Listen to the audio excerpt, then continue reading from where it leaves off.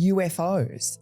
Do you think that he's about to make an announcement about UFOs? Because President Obama was just on a podcast talking about how he believes in UFOs and hinting that he saw something when he was president. Well, I said this in my podcast too. What's funny is we've kind of asked my father-in-law about this because we're like, well, what do you know? Because Miranda, we all want to know about the UFOs, or we all want to know what's going on. And he played a little coy with us. And so that, of course, led us to believe, Eric and I were like, oh my gosh, if he won't even like fully tell us, maybe there's more to it. One of the asks that I've put into the White House, and I think that they legitimately are trying to make happen, is a series of visits to some of these locations, right? Like I have obviously been given throughout this investigation locations that where it's reported that these materials or objects or craft exist, or the bodies exist, or the archive exists, and we have that's where that sits. We've given the DoD a list. So the White House has told the DoD to make it happen. I mean, to Trump's credit, as a disclosure. So that's the extent at which they've been involved. Is literally just saying to the Department of Defense that, hey, Burleson, we're backing his request. Do what you can to make it happen. The American people are ready to receive the truth.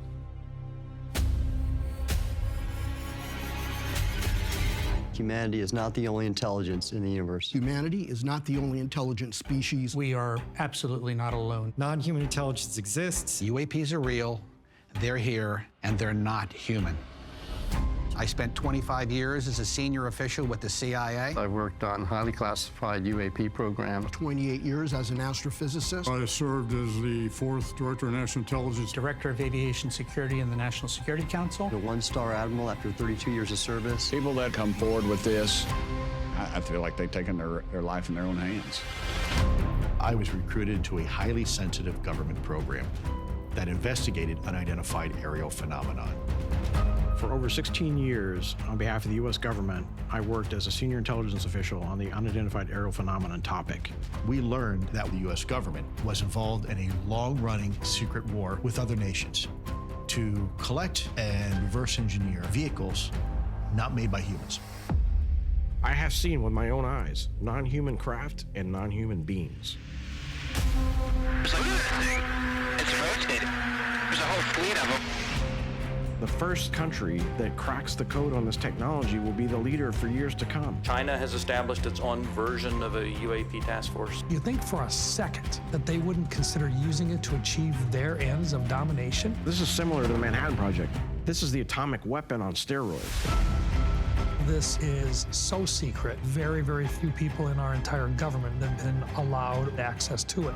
Even presidents have been operating on a need-to-know basis, but that begins to ramp out of control. It's not acceptable to have secret parts of government that no one ever sees. You better be careful about a government that doesn't trust its people, because there's no telling what they'll pull on you. This is the biggest discovery in human history. You had information being locked away that could change the trajectory for species. It has so many beneficial impacts, including clean energy. We should have disclosure today.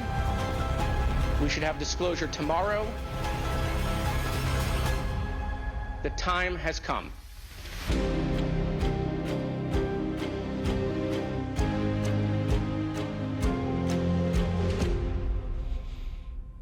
What else you want to know?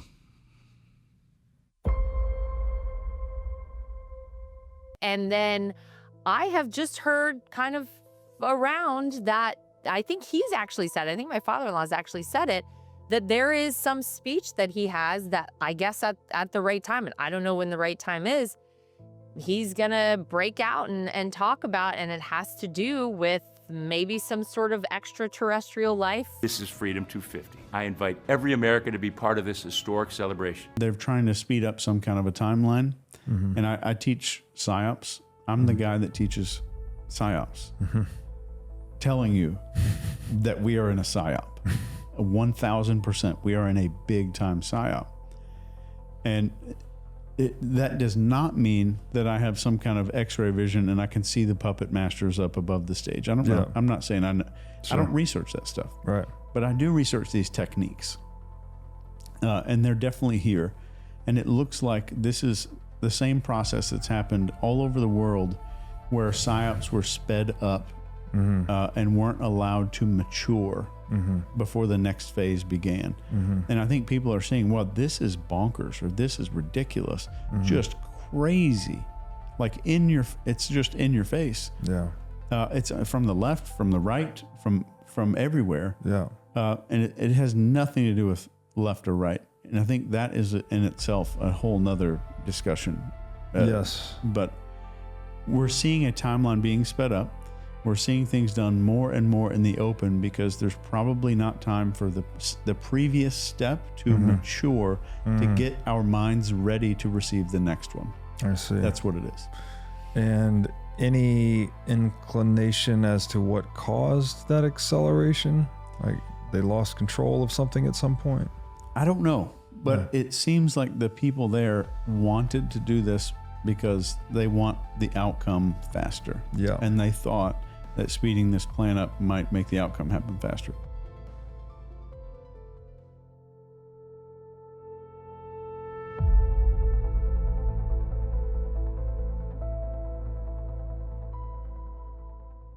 According to the teachings, this year, the year 2025, is one in which the Masters of Wisdom, the spiritual hierarchy of our planet, will come together in conclave, as they always do in the 25th year of each century. The last time they gathered was in 1925. This is a most important happening of our time, of which not many people are aware. The impact of the decisions they make are of great importance for humanity. In these meetings, the type of service which we render is done so through the means of occult meditation. These meetings help to establish a rhythm of approach to the hierarchy, a steady and regular rhythm of invocation and evocation, which will one day form the basis of a new world religion. And now, at the new moon, we seek to employ that light, practical service to the plan. We know that the full moon is a time of the thinning of the veils which normally separate the inner and outer worlds.